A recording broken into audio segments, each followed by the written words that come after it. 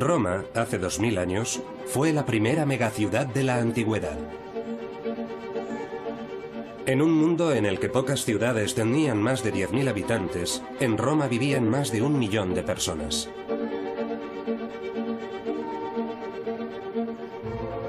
Tendrían que pasar casi 1800 años para que otra ciudad de Occidente alcanzara la misma población.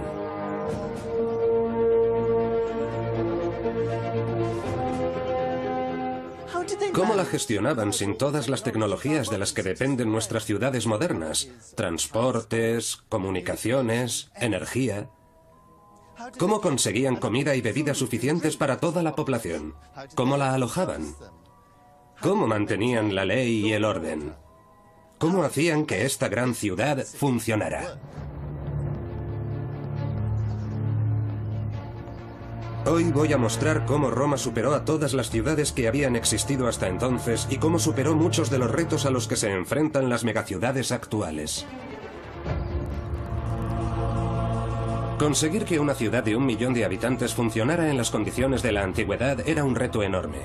Pero en el año 31 a.C., un hombre, el emperador Augusto, se convirtió en el soberano indiscutible de Roma. Su papel era mantener la paz en todos sus territorios imperiales.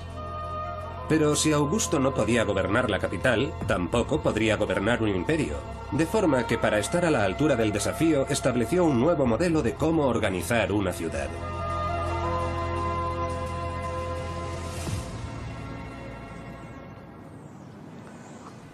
Los historiadores están siempre dando cifras acerca de cuántos habitantes tenían las ciudades.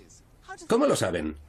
Francamente, casi siempre se están tirando un farol. Pero en el caso de Roma bajo el reinado de Augusto, disponemos de una cantidad de datos increíble. Esta es la relación que el propio Augusto hizo de todos sus éxitos.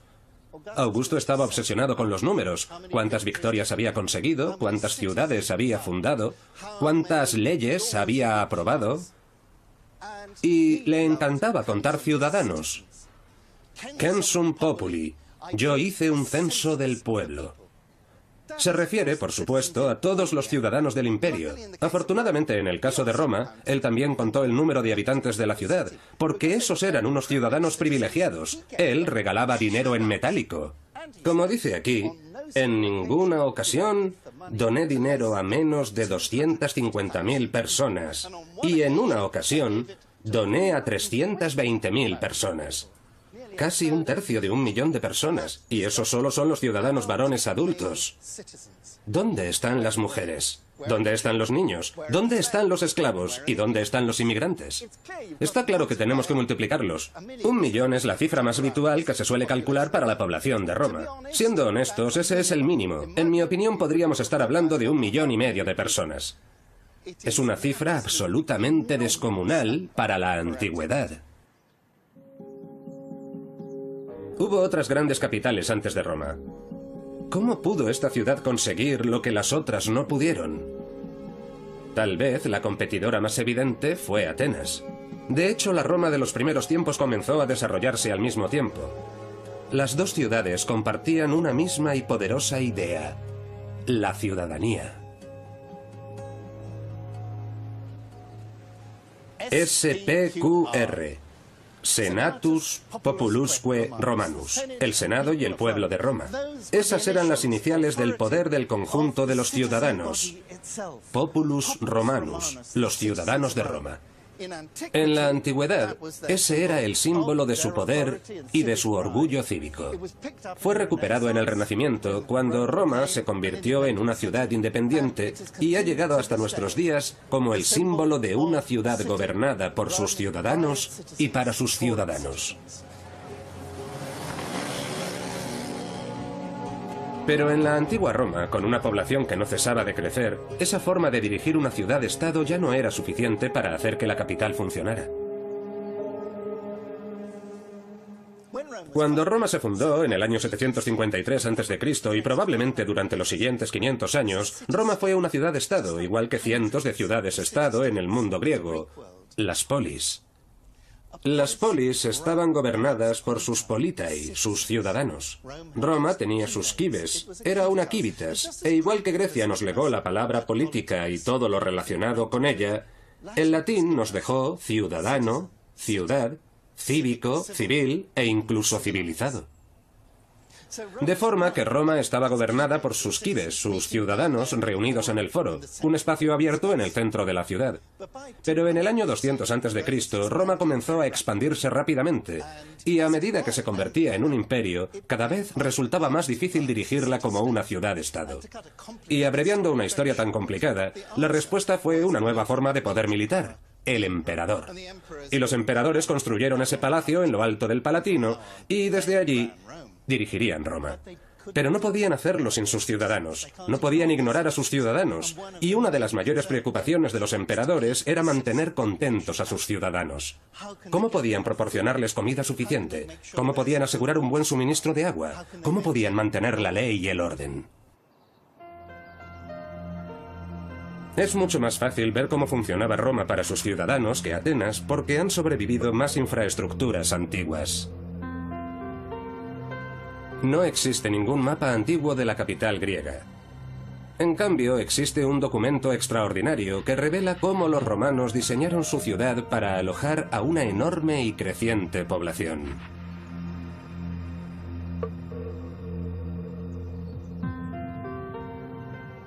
Hoy este gran muro es la pared exterior de una iglesia, la iglesia de San Cosme y San Damián.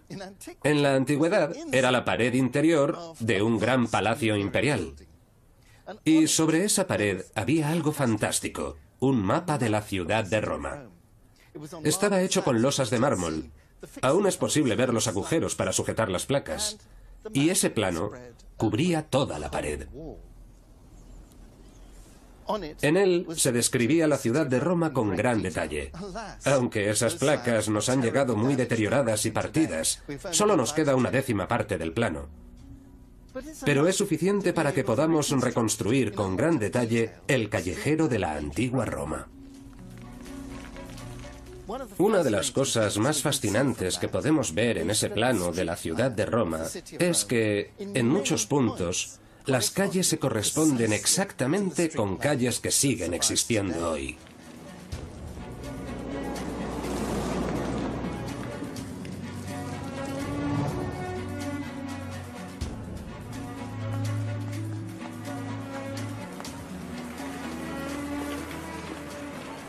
La moderna Via Cavour está 6 o 7 metros por encima de la antigua calle, y aquí estamos en Sabura, conocida en la antigua Roma como los barrios bajos. Pero aunque este era el barrio bajo, aquí tenemos la vía urbana, que sigue exactamente el trazado de la antigua calle romana Vicus Patricius, que de hecho era una de las calles más ricas de la ciudad. El descubrimiento de los fragmentos que han sobrevivido se remonta al año 1562.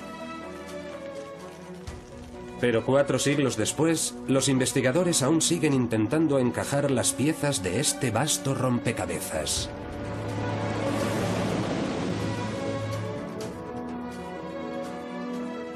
Lo que nos permite colocar los fragmentos del plano de mármol de esta zona es esta calle, la Via delle Zoccolette. Esta larga curva es producto de la curva que traza el río Tíber justo delante de nosotros. Y en los fragmentos encontramos una calle con una larga curva que encaja perfectamente. Lo que nos revela es un área de 5 kilómetros de longitud por 2 de anchura, en los que se encuentran muchos hitos arquitectónicos que hoy conocemos.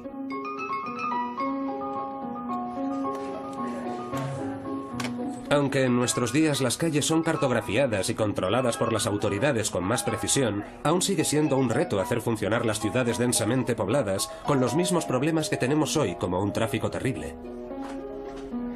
En al menos un lugar han tardado 2000 años en solucionarlo.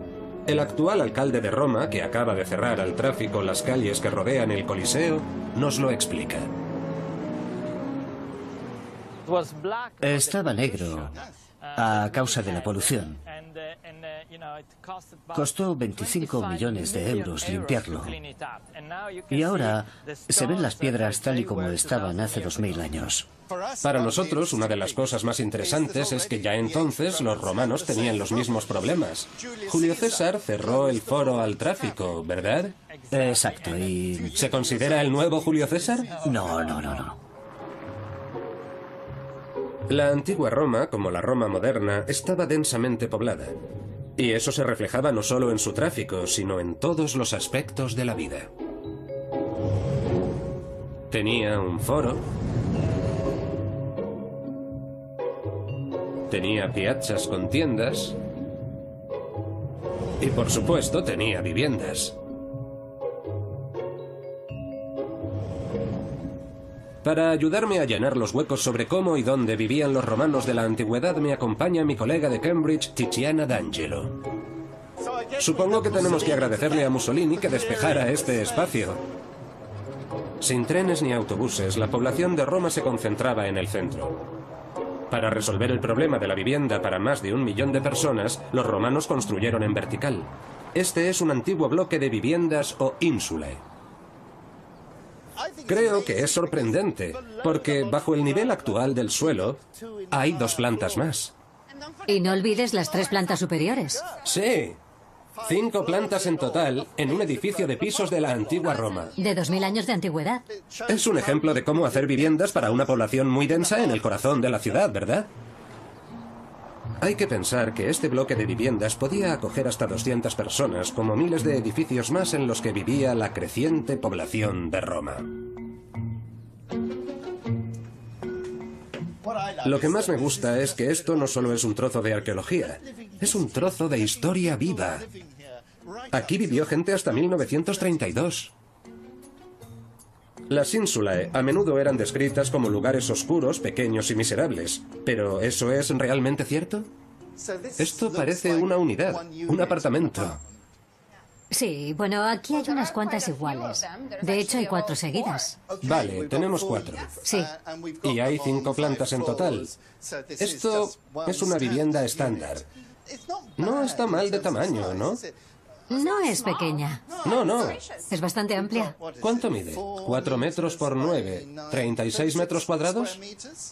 Es mucho más grande que algunos apartamentos actuales. La gente tiene la idea de que los romanos vivían en bloques de pisos mugrientos, en apartamentos diminutos. El suelo está sucio, las paredes desnudas. ¿Así era la vida de una vivienda romana? Bueno, tienes que usar un poco tu imaginación. No hay ninguna razón para que estas paredes o el techo no estuvieran decoradas cuando las construyeron. Por ejemplo, mira el techo. Hay restos de yeso. Probablemente todo el techo y las paredes estuvieran enlucidas. Sí. Pero podemos ofrecerte algo más si eres difícil. Ahora soy el cliente exigente. Podríamos decorarlo un poco más. Por ejemplo, esa pared, la pared principal del siglo II, podríamos pintarla con esos lienzos rojos y amarillos que estaban tan de moda. ¿Y qué harás con el suelo? Bueno, lo limpiaremos un poco. Y después podríamos poner algo parecido a lo que hay en el pasillo de fuera. Ese opus spicatums, ese dibujo en espina de pez, que es muy resistente y relativamente bonito. Vale, imagina que yo soy el inquilino y que me voy a mudar aquí y te digo, disculpe, señor propietario, no me gusta nada este suelo. Quiero un suelo de mosaico apropiado. No muy lejos hay restos de decoración. Parece un edificio moderno. Esto es una biblioteca infantil. Es maravilloso, absolutamente maravilloso. Vaya, ¿qué tenemos aquí? Creo que tenemos unos magníficos ladrillos romanos. Sí, son mucho más regulares. Las casas en Roma, como en cualquier ciudad, cambiaban continuamente, con nuevos propietarios que hacían sus propias reformas. Mira este mosaico. Sí, es un poco psicodélico, ¿no? Es como si alguien hubiera intentado colocar huevos de avestruz en equilibrio unos encima de otros y se hubieran caído todos. Bueno, de hecho, en el siglo II a.C. esto estaba muy de moda. Es un mosaico en blanco y negro. Y sí, tienes razón, el dibujo no es una obra maestra. Algo que también vemos por el tamaño de las teselas, que son muy grandes, de más de 1 centímetro. Aún así, los artesanos tardaron mucho tiempo en hacer este trabajo. Y les pagaban bastante bien. Cobraban 65 denarios por día, y eso es bastante. Es una cantidad enorme, es mucho más de lo que cobraba un legionario. Bueno, es un suelo excelente. Un gran trabajo si puedes pagarlo. Y necesitarías algo más que un artista del mosaico, ¿no? Necesitarías un fontanero. Sí, eso es importante. Yo quiero agua corriente en mi piso, por favor. Y aquí lo tienes. Sí. Por aquí pasa una tubería. Eso significa que presumiblemente al menos algunas habitaciones tenían agua corriente. Resulta extraordinario pensar que en el siglo I hubiera apartamentos individuales en los bloques de viviendas romanas que tuvieran agua corriente. Algo que incluso hoy no existe en muchos lugares del mundo.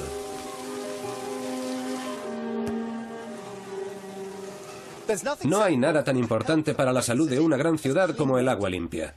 Agua potable para beber o agua para lavar. Uno de los placeres de Roma es que está llena de fuentes con agua fresca maravillosa por todas partes. Y eso es algo que debemos a los papas del Renacimiento, que llenaron Roma con fuentes como esta situada frente al Palacio Farnesio. Aunque parezca mentira, esta fuente en particular está hecha con una parte de un baño romano, de los baños de Caracalla. Trajeron este baño ornamental para hacer una fuente, porque también los romanos, los antiguos romanos, conocían la importancia del agua dulce y la trajeron hasta aquí en vastas cantidades. Todos sabemos que los romanos tenían grandes baños públicos, pero no olvidemos que lo fundamental era que disponían de un suministro constante de agua potable. Y eso no era una tarea menuda. Exigió quizás el mayor proyecto de infraestructura pública jamás acometido en el mundo antiguo.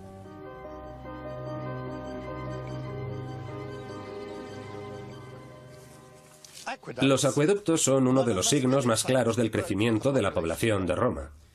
El primero se construyó en una fecha tan temprana como el año 312 a.C. y uno tras otro se le sumaron más hasta que al final había 11 acueductos independientes para suministrar agua.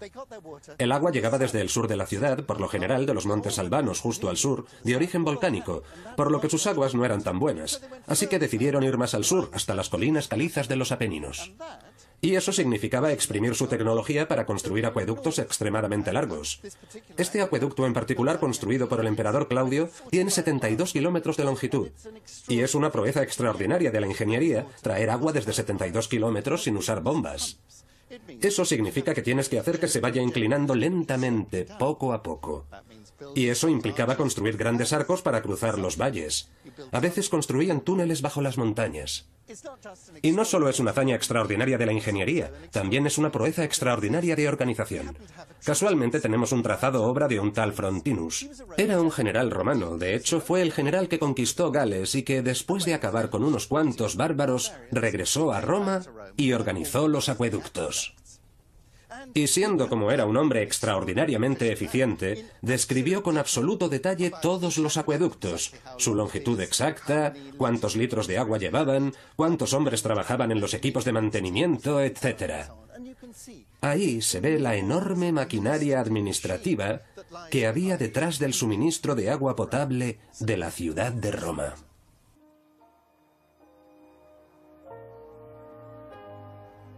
Tras la caída de Roma en el siglo V, los acueductos cayeron en el abandono. Los papas del Renacimiento intentaron reconstruirlos, pero incluso 1000 años después no estuvieron a la altura de sus antiguos predecesores. Aqua Marcia es un fantástico ejemplo de construcción romana con una altura notable.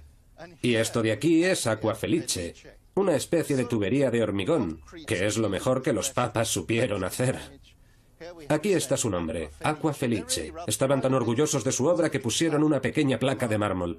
Pero no pensemos que está al mismo nivel de la pericia de los ingenieros que construyeron los acueductos romanos de la antigüedad. De hecho, solo resucitando el viejo sistema de acueductos romano fueron posibles las espectaculares fuentes de la Roma del Renacimiento.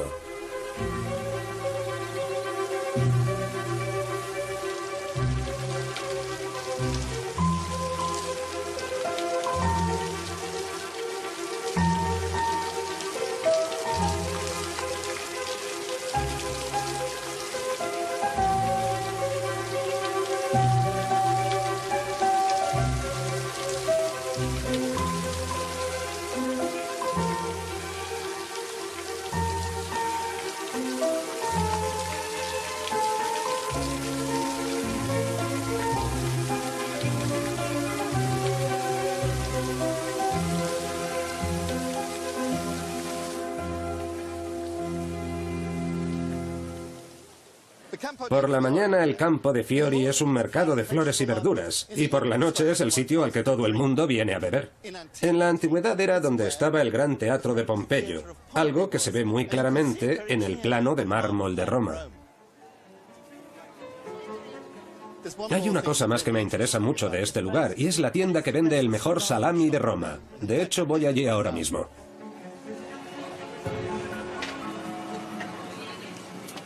Mantener alimentados a los ciudadanos era de la mayor importancia para los emperadores. 250.000 de ciudadanos recibían trigo gratis bajo el reinado de Augusto. Pero poco a poco, los emperadores añadieron otras ofertas, como el aceite de oliva. En el año 270, el emperador Aureliano, el mismo que construyó las murallas de Roma, añadió una ración de cerdo. Los ciudadanos recibían 2 kilos de cerdo por cabeza al mes. En total, consumían 1,5 millones de kilos de cerdo al año a costa del emperador. Y Roma, la antigua Roma, estaba llena de carnicerías, soari. Y esa tradición se ha mantenido hasta hoy. ¡Qué bien huele! ¡Oh, Andrea, buonasera! Benedetto, a los antiguos romanos les encantaban las salchichas, a mí también. Yo venía aquí a menudo cuando vivía en Roma y Benedetto siempre está de guasa. Si lo he entendido bien, este es un negocio muy antiguo. Se remonta a la antigüedad, a los emperadores romanos, ¿verdad? Sí, nosotros somos sus descendientes. Sus descendientes. Si es así, tienes que darme 2 kilos de carne. Ahora mismo te doy tus 2 kilos de carne. ¡Estupendo! Acepto. Esta es la ración para un mes. Para ti, esta es la ración para una semana. Para mí sí. He engordado un poco con los años. Estás muy bien. Andrea, ha sido un placer. Hasta pronto. Un gran placer. Esta es mi ración como ciudadano romano. Chao, Andrea. Chao.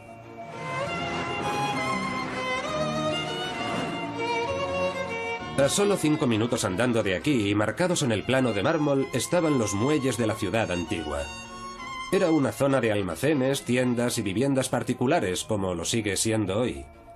A menudo las casas modernas y los negocios, como este restaurante, están construidos sobre los antiguos. Buonasera. Bienvenido a la hostería romana. ¿Cómo está? Roberto. Bienvenido. Piacere, piacere. ¿Qué me traes? Un poco de prosecco. Oh, un poco de prosecco, fantástico. Si no me equivoco, los antiguos romanos dejaron muchas huellas de su paso en esta calle. Sí, es verdad. ¿También aquí? Tenemos muchas cosas bonitas aquí debajo. Cosas muy bonitas. Tienes que verlas, son preciosas. Ya lo sospechaba. Todos los sitios en los que he estado aquí conservan algo de la antigua Roma. ¿Dónde vamos? Vamos abajo. Está un poco desordenado. Este restaurante está construido 6 metros por encima del antiguo nivel de la calle. ¿Quién sabe qué tesoros puede haber debajo? Justo lo que esperaba, la puerta para bajar a la bodega. Mira, el suelo es antiguo. ¿Qué hay aquí? Te lo enseño todo. Huele a moho. Huele a bodega. Se puede oler la antigüedad. Pero esto es increíble. Oh, Dios mío. Ahí hay un animal ahí. Creo que es un caballo. ¿No? ¿No? ¿No es un caballo? Es un hipocampo. Y hay algo... Es una ninfa montada en un caballito de mar. Absolutamente fantástico. Ese mosaico es mucho mejor que el que hay en la excavación oficial de al lado. Ese es el primer nivel, porque hay otros 3 niveles debajo de ese, y este es el cuarto. Fantástico. Dice que no es lo único que hay, porque debajo hay 3 niveles más. Y esto es Roma. Esto es el corazón de Roma. Allá donde hagas un agujero encontrarás antigüedades, y las encontrarás a muchos niveles. La población de Roma era tan grande que incluso 2000 años de historia no han podido enterrarla bajo el suelo.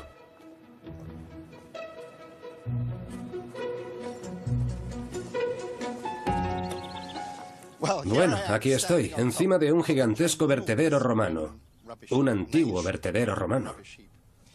Este se alza 50 metros por encima del nivel de la calle. Eso significa que si miramos a nuestro alrededor, no hay ni un solo tejado que se eleve por encima de su altura. Y es enorme. Mide más de 1 kilómetro de circunferencia. Eso es el equivalente a unos 6 bloques de viviendas. Y no es cualquier tipo de basura. Esta es una basura muy especial. Vamos a echar un vistazo.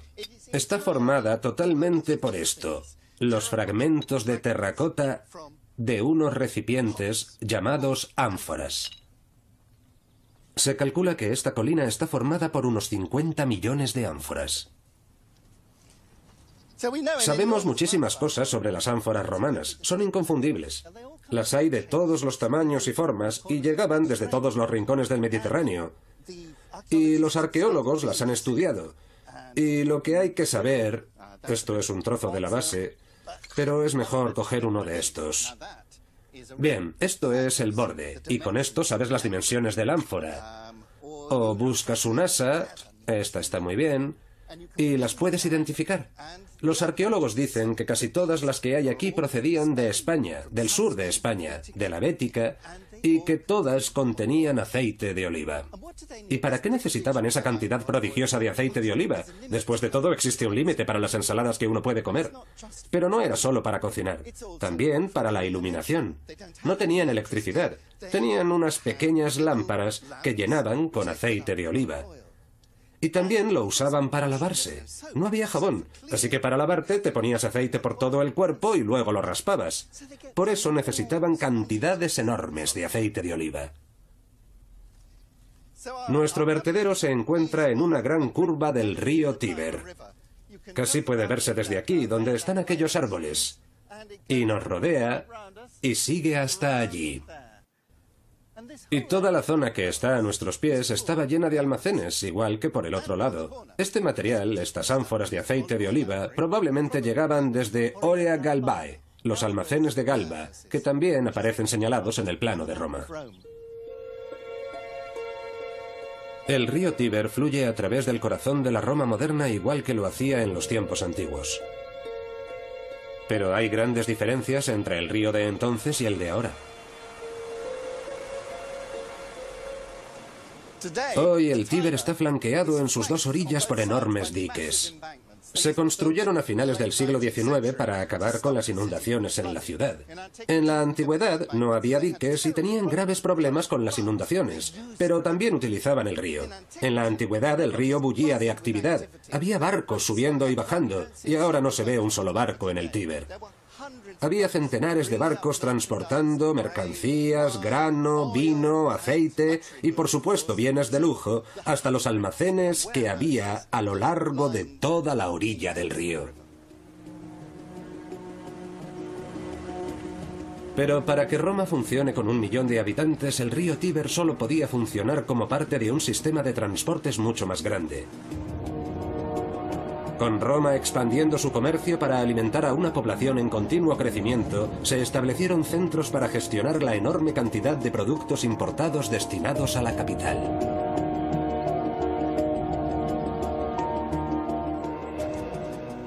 Si hay un lugar en el que podemos hacernos una idea exacta de la auténtica dimensión y complejidad del comercio que abastecía de alimentos a Roma, es aquí, en Ostia. Y lo que tenemos aquí es una enorme piazza con una especie de pasaje cubierto. Y al fondo había una fila de oficinas. Aquí era donde los fletadores y comerciantes hacían sus negocios. Y ponían una especie de carteles publicitarios. Esta es una imagen del río Nilo y su delta. Egipto y Alejandría eran dos de los lugares más importantes con los que comerciaba el imperio. Aquí tenemos una buena imagen de cómo se hacía un flete. Una nave grande llegaba a puerto y aquí un hombre, sobre una plancha de desembarco, lleva una ánfora a un barco más pequeño que después remontará el río hasta los almacenes de Roma. Y por aquí está una estupenda imagen del faro. Por supuesto, cuando cruzabas el Mediterráneo y veías el gran faro, sabías que por fin habías llegado. También hay un par de barcos, delfines, etc. Y aquí podemos ver exactamente de dónde procedían. Aquí están los naviculari, los navieros, y los negotiantes, los hombres de negocios de Caralis, es decir, Cagliari, en Cerdeña. Hay que recordar que no era un único negocio. Algunos hombres eran dueños de los barcos, otros negociaban o hacían negocios porque había mucho dinero, tanto que ganar como que perder con las mercancías de los barcos. Imagino que este lugar estaría lleno de cientos de comerciantes intentando hacer un pequeño trato. Una de las cosas más interesantes es que todos eran particulares y que lo hacían para el Estado. Lo hacían porque Roma necesitaba grano. Pero los particulares podían hacer una fortuna comerciando. Aquí estaba la gente, ¿no es fantástico? Este elefante quería decir que se trabajaba el norte de África. Eran de Sabraza, en Libia. Toda la costa norte de África abastecía a Roma de cereales, pero también de otros productos. Y este es el lugar donde se hacían los negocios. Este es el sitio al que se venía a hacer una fortuna. Ostia era un lugar tan lucrativo para hacer negocios que muy pronto se convirtió en una gran ciudad. En los edificios y en su decoración aún pueden verse los signos de su riqueza.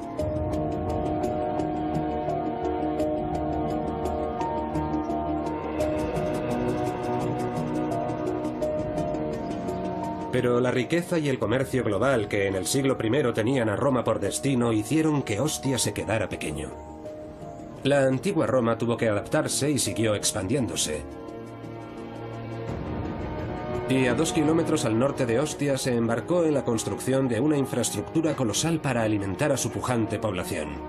Justo en el mismo lugar en el que hoy se encuentra el nudo de comunicaciones más importante de Italia. Nos encontramos al lado del bullicioso aeropuerto de Roma, Fiumicino. El zumbido del tráfico es incesante. Los aviones vuelan tan bajo que a veces es imposible oírse uno mismo. Sin embargo, a pesar de que este es uno de los yacimientos romanos más importantes, es uno de los menos conocidos. Este era el gran puerto de Roma, que los romanos simplemente llamaban Portus, el puerto. Roma no tenía una bahía natural. El río Tíber llega al mar y no tiene una ensenada alrededor. Recordemos Atenas. Ellos tenían el Pireo, una bahía natural. Roma tuvo que hacer una ensenada artificial, superando los obstáculos naturales. Y para hacerlo, se necesitaron todos los recursos del imperio y al emperador Claudio. Estas columnas son típicas de las construcciones del emperador Claudio, muy interesado por las infraestructuras. A él le gustaban los edificios prácticos y robustos, y ordenó construir una enorme bahía artificial en la desembocadura del río Tíber. Y con la ensenada llegaron todos los edificios y almacenes adyacentes. Para hacernos una idea de las dimensiones de este lugar, he venido a ver a mi viejo amigo Simon Kay, que ha hecho un descubrimiento extraordinario. Vaya, Simon, habéis trabajado como hormiguitas. Sin duda, sin duda. Habéis hecho un buen agujero en este pobre y bonito sitio. Lo que Simon ha excavado solo era una pequeñísima parte de toda la red del complejo portuario. Esta zanja tan solo es una parte de un muelle de lo que era un enorme complejo. Originalmente este muelle tenía casi 60 metros de longitud, es decir, 3 veces esto. Y tienes que imaginártelos uno detrás de otro. Así que llegaba lejos, hasta allí. Y tenía 12 metros de anchura. ¿Altura? Altura, bueno, ¿estás preparado?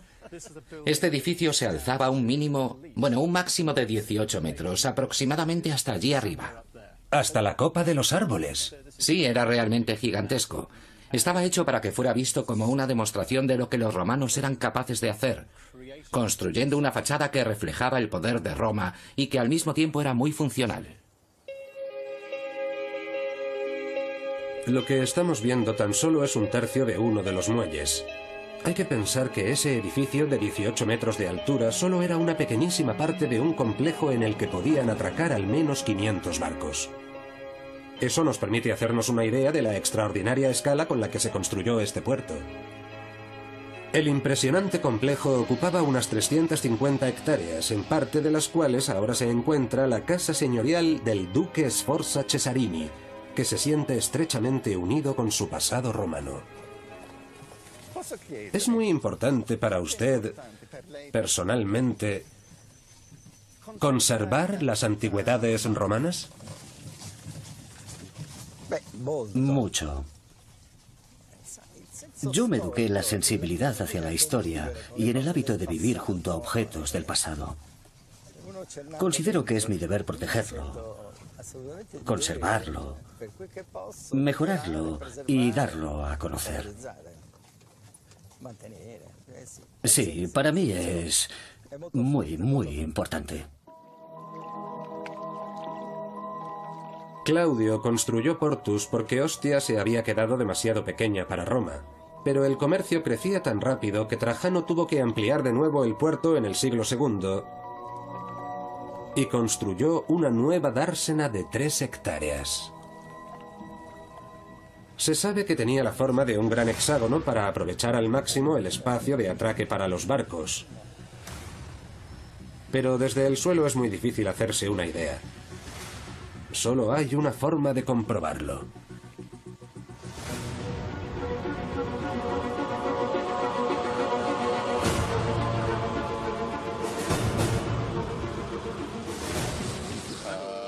Vaya, es fantástico. Sí, es justo lo que queríamos. Es maravilloso, se ve muy claro. Desde 500 metros de altura se aprecia claramente el hexágono de Trajano.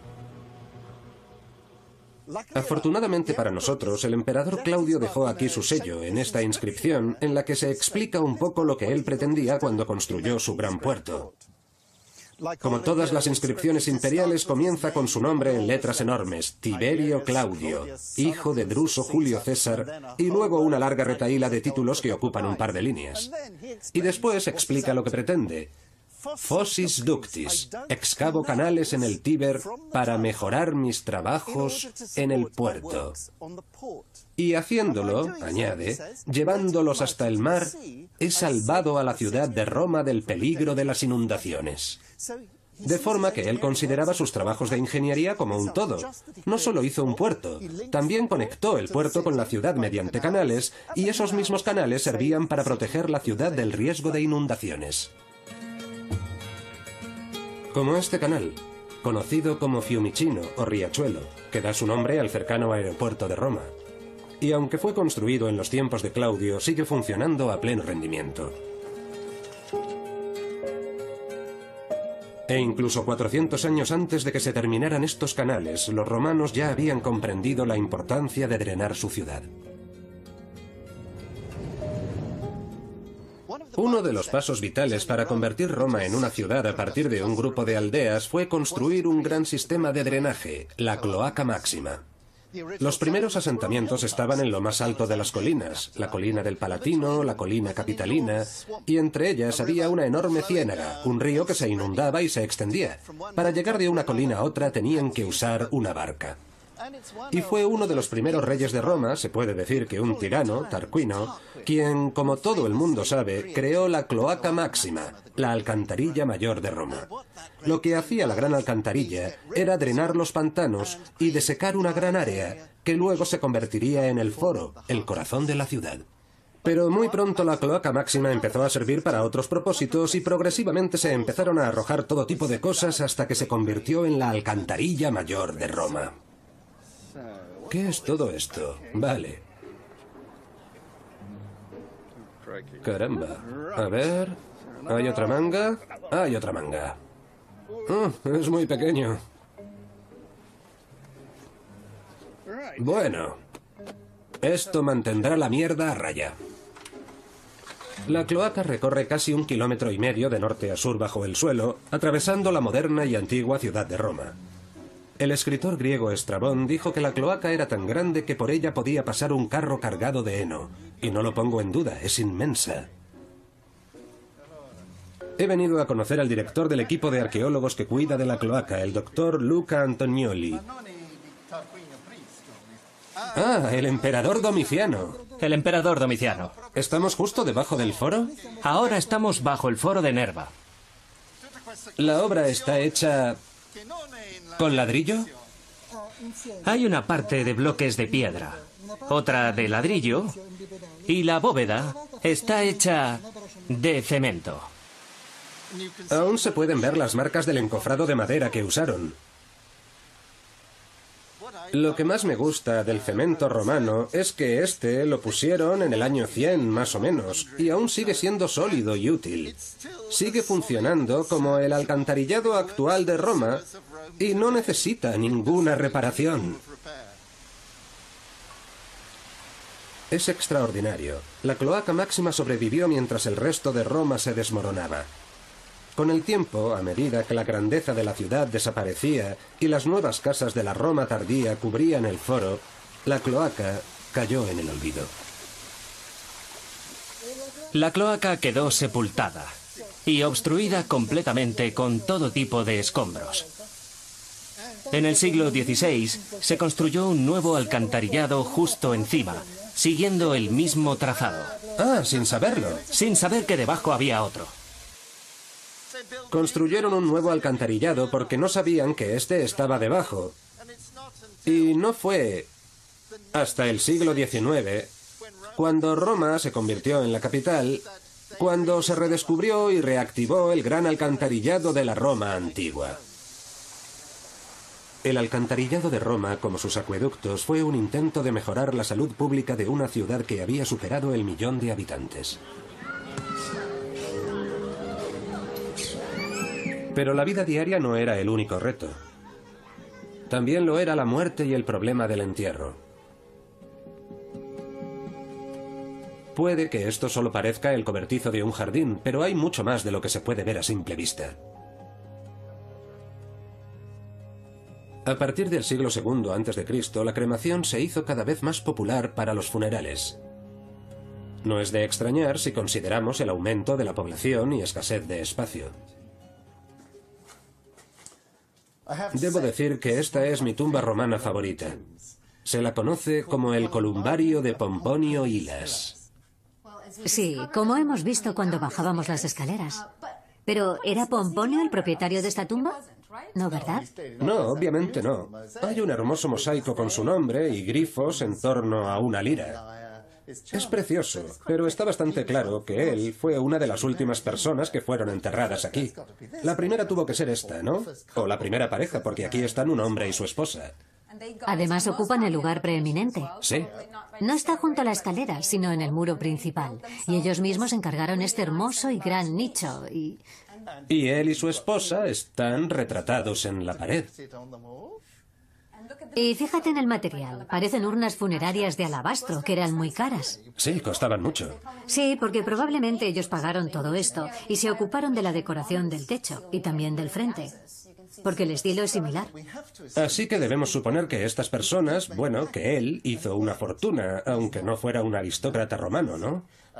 La moda romana de tener tumbas grandes y ostentosas comenzó con la aristocracia romana, pero con el tiempo, esta es del siglo I después de Cristo, la gente que enterraban aquí, en realidad, eran antiguos esclavos. Este hombre se llamaba Granius Néstor. Néstor es un nombre de la mitología griega. Puede que fuera un hombre nacido libre, pero es muy improbable. Y su esposa se llamaba Adone, que significa la señora Placeres. Es un nombre muy típico de esclava, ¿verdad? Y también se presentan de una forma muy romana. Fíjate en él. Lleva una toga y sujeta un pergamino. Era la imagen que ellos querían proyectar de buenos ciudadanos romanos. Querían mostrar que de alguna forma lo habían conseguido, que habían triunfado en su círculo y mira lo que pusieron. El uso del color es fantástico, ¿verdad? Eso es azul egipcio, uno de los pigmentos más caros que se podían comprar en la antigüedad. Eso quiere decir algo. No es como los otros nichos que están pintados solo con amarillo y rojo, que son colores naturales y por lo tanto menos caros. Aquí intentaban proyectar los mismos valores que tuvieron en vida. Querían que se viera en las conmemoraciones que quizás se celebraban aquí cada año. Eso era lo que ellos querían que vieran los vivos y por lo que querían que se les recordara. Esta tumba tiene más de 100 nichos para las cenizas de los que aquí descansan. La palabra columbarium en latín significa palomar.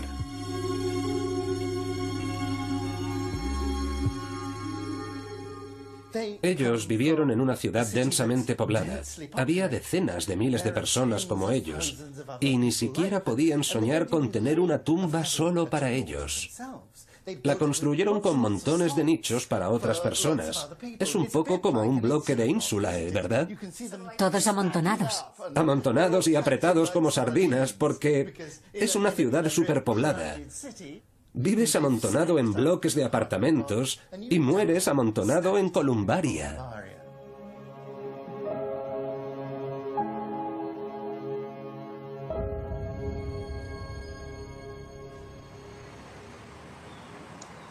Todas las grandes ciudades dependen de la inmigración. Es necesaria para crecer, para tener mano de obra barata y para los trabajos especializados. Estamos en la Roma moderna, muy cerca de una estación, en una zona llena de inmigrantes de Bangladesh, chinos, africanos, rumanos, de todas partes. La Roma moderna no podría funcionar sin sus inmigrantes, y lo mismo ocurría en la antigua Roma. A diferencia de la Europa moderna, en la antigua Roma no existían límites a la inmigración y, de hecho, existía la inmigración forzosa. La esclavitud implicaba que decenas, incluso centenares de miles de personas eran traídas a Roma desde todo el mundo. Y también había muchos que venían voluntariamente, hombres libres, ciudadanos que venían a Roma en busca de fortuna. La ciudad tenía un gran poder de atracción. A diferencia de las provincias, en Roma no se pagaban impuestos y sus ciudadanos recibían comida gratis y, en ocasiones, incluso dinero. Bajo el emperador Augusto, Roma se convirtió en el mercado de trabajo más grande del mundo antiguo, con servicios públicos que no serían igualados hasta 1800 años después. Asombrosamente, eso incluía hasta un servicio profesional de bomberos formado por 7000 hombres. Lo más importante que hizo Augusto fue proteger a Roma de los incendios creando una brigada de bomberos. Era un cuerpo organizado casi militarmente, con 7 cohortes. Esta es una inscripción de la quinta cohorte. Cada cohorte estaba formada por 1000 hombres. Esas 7 cohortes controlaban las 14 regiones de Roma, de forma que cada cohorte se dividía en 2 y se ocupaba de 2 regiones. Esta es una inscripción de la cohorte número 5, y estos 3 nombres de arriba, en letras más grandes, son los más importantes. El prefecto Gaius Julius Quintilianus, el subprefecto Marcus Fernius Amentianus, y después hay un tribuno, y luego estos hombres eran centuriones. Y una de las cosas más intrigantes es que todos ponen su lugar de procedencia. Podría esperarse que los bomberos de Roma fueran reclutados localmente, pero no. Este hombre viene de un lugar llamado Berba, que está cerca de Venecia. Este otro de Savaria, que está en Hungría. Este es de Ratiaria, que está en Bulgaria. Este es de Poetovio, Eslovenia. Y este de Aquincum, que es Budapest, Hungría. Así que venían de muy, muy lejos, del este de Roma. Y eso no es todo. Si miramos detrás, encontramos los nombres de los vigiles, miles de ellos, con letras diminutas, columna tras columna. Bajo el emperador Nerón, en el año 64 después de Cristo, los vigiles fueron puestos a prueba con el gran incendio que destruyó Roma. Fue un desastre. Como es sabido, se culpó al emperador por tocar la lira mientras Roma ardía. La causa del incendio es discutible, pero lo que es seguro es cuál fue después la respuesta de Nerón. Nos encontramos bajo el nivel de la calle de la Roma actual, en una moderna sala de multicines. Cuando la construyeron, siguieron excavando para conseguir más espacio, y lo que descubrieron es que un enorme edificio romano les cerraba el paso. Lo que tenemos aquí son 2 bloques de viviendas completos, pared con pared, que tenían al menos 3 plantas. Por el sello de los ladrillos, a los romanos les encantaba estampar sus nombres en los ladrillos, sabemos que fueron construidos bajo el imperio de Nerón. Lo que vemos aquí son los muros divisorios de los 2 bloques. Y Nerón dijo, quedan prohibidas las paredes medianeras. No se puede construir un edificio con el muro del otro. Tienen que tener muros separados porque eso impide que el fuego se extienda. Durante el gran incendio, los vigiles se quejaron de la falta de agua para apagar las llamas. Nerón decretó que todas las ínsulae tuvieran acceso a una cisterna con suministro abundante de agua. A pesar de sus reformas, la leyenda de Nerón ha llegado hasta nuestros días. El moderno cuerpo de bomberos toma su nombre de los Vigiles y sus antiguos colegas aún son celebrados. ¿Dónde está el dolor? ¡Están los Vigiles! Bueno, aquí tenemos un magnífico grupo de Vigiles, el portaestandarte, y parecen tipos duros. Será mejor que no me meta con ellos. Y aquí está el centurión, Simone. Grande piacere. Complimenti. Gracias. ¿Puedes explicarme qué herramientas utilizaban? Bueno, el equipo que usaban los bomberos entonces no era muy diferente al actual. Sobre todo eran herramientas que servían para demoler los edificios. En el caso de que existiera el peligro de que se extendiera el fuego. Exacto. Y para demolerlos usaban estos martillos o un hacha romana, como esta. Vaya, un hacha romana. Bueno, da un poco de miedo. Esto cortaba la madera rápido. ¿Cómo se apagaba el fuego? Usaban esto. Estos son los chentones, mantas de lana. Se fabricaban con los retales de la lana que sobraba. Mira lo dura que es. Fabuloso. Una manta ignífuga romana hecha de retales de lana. Se metían en barriles de agua con vinagre y con ellas se apagaban las llamas. La sumergían en agua con vinagre porque el vinagre tiene un importante efecto retardante del fuego. El agua se llevaba desde las cisternas con ánforas. Sí, ya me imagino que debía ser duro apagar un incendio solo lanzando agua con el ánfora. Pero los Vigiles tenían un arma secreta, una bomba hidráulica llamada sifón. Esto funciona así. Tiene dos émbolos. Se cogía agua y el aire la comprimía, de forma que el agua salía a presión. Así que hay dos tubos. Uno succiona el agua, que pasa a través de este émbolo, y después el agua, al pasar, el aire está bajo presión. Y cuando mueves las válvulas arriba y abajo, lanza un chorro de agua. Bravísimo. Gracias. Dime, ¿el grupo tiene un lema? Claro, es el lema de los bomberos desde hace 2000 años. ¡Bomberos! ¿Dónde está el dolor? ¡Están los Vigiles! ¡Fantástico! Bajo Nerón, los Vigiles eran una organización semimilitar con funciones de policía. Junto con otras fuerzas paramilitares sumaban al menos 20.000 hombres dedicados a velar por la seguridad de los ciudadanos romanos.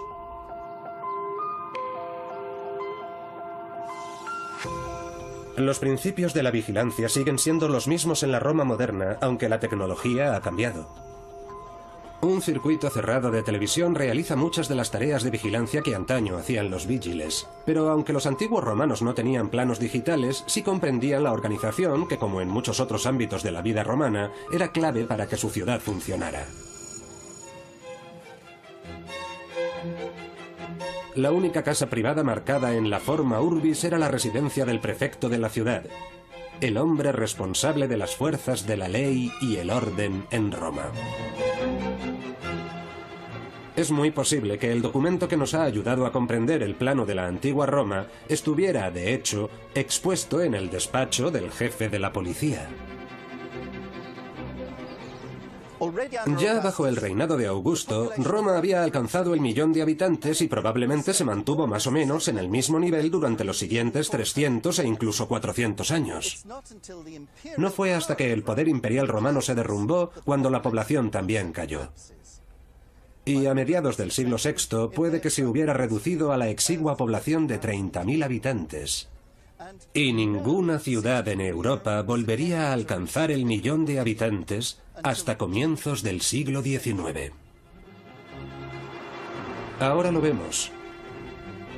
No es ninguna coincidencia que Londres fuera también la capital del imperio mundial y no intentara disfrazar su poderío.